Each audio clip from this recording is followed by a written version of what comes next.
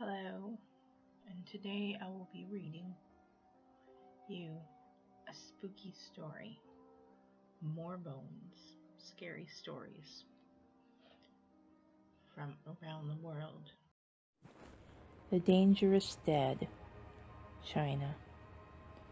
Four travelers planned to spend the night in a roadside inn, but they arrived too late. The inn was full and there was nowhere else to stay. The innkeeper looked them over. He could see that they were not dressed in a manner of that region. Obviously, they had come from afar. Who would know if something happened to them? Who would care? The innkeeper tugged at his ear, pretending to think things over. "Maybe I can help you after all," he said, "if you don't mind sleeping in a room with a corpse." The startled men looked at one another, but the night was damp and cold. They didn't want to freeze, so they accepted the innkeeper's offer. "Wait here while I prepare things for you," he said, and a few minutes later he led them down the path to the women's quarters. He placed a small oil lamp on the table. Its light was dim, but the men could see a coffin at the end of the room. "My daughter-in-law died today," he said, "but you might as well use the sleeping couches here." The men were exhausted. They had been walking for days. They ignored the unpleasant smell that hung in the room, flopped down, and began to snore, except for one. He was feeling uneasy about sharing a room with a corpse. He lay awake, staring at the ceiling. He was still awake when the inn grew quiet. The stillness of midnight had descended, but now he heard a new sound. Faint rustling. Something was moving at the far end of the room.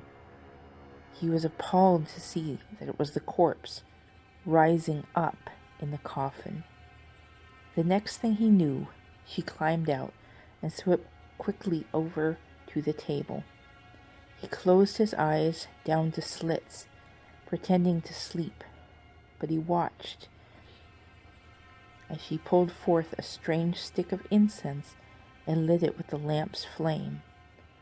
As soon as dark smoke began curling up, she turned her head away, keeping the incense at arm's length.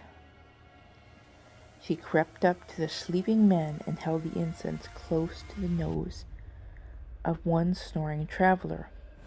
As he inhaled the poisonous vapors, his snoring lessened, then ceased. She proceeded to the second man, then the third. "I'm next," thought the fourth traveler, but when she brought the stick of incense up to his nose, he held his breath. After she turned away, he managed to breathe so shallowly that she did not hear him. When she climbed back into the coffin, he quietly stretched out one foot, kicked the traveler nearest him. There was no response. He kicked again, still no response, but the corpse heard him. She rose out of the coffin and picked up the smoky incense. Again she held it up to his nose, but longer this time. When she finally moved away, he was about to explode, but he forced himself to breathe faintly. The corpse must have thought she had killed all four travelers because she began robbing them. She shoved the first one's body this way and that until she had found all the coins he was carrying. Then she moved on to the next. The fourth traveler knew it wouldn't be long before she came to rob him. He waited until she took her first handful of coins back to the coffin. Then he quietly slid his legs over the edge of the couch.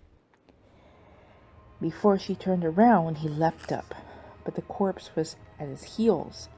By the time he raced out the door, he ran, shrieking up the path to the inn and right on past. He was afraid he couldn't awaken anyone in time to help him, so down the road he went faster than he'd ever run in his entire life.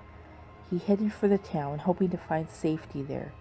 At first he put some distance between himself and the corpse, but then he began to run out of breath. The corpse started to gain on him. Just when he thought his legs were going to give out, He saw a monastery and pounded on the door. When no one opened it, he hid behind a tree. That's when the corpse caught up with him. She darted to the right of the tree, and he dodged to the left. She darted to the left, and he dodged to the right.